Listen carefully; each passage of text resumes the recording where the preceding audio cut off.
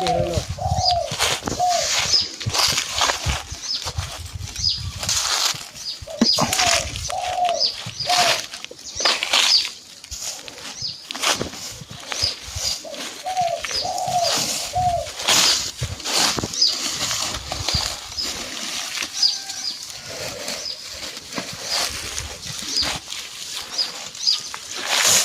bang. Waalaikumsalam. Abang lagi apa nih?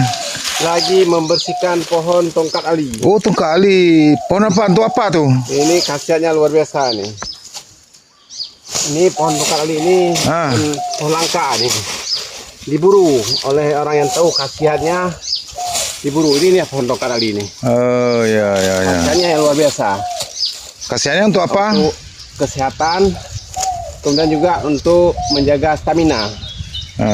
Ya, yang pertama ini kan untuk kaum laki bagus untuk tenaga pria. Oh ya. Inilah namanya tongkat ali.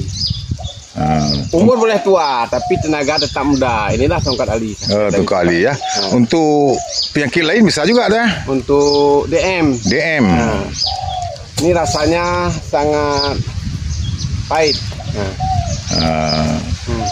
Untuk tensi darah, misalnya orang tensi darah tinggi bisa juga ya. Bagus. Ini asam urat juga bagus. Untuk kolesterol juga bagus. Tapi yang paling bagus semuanya untuk keperkasaan. Ya.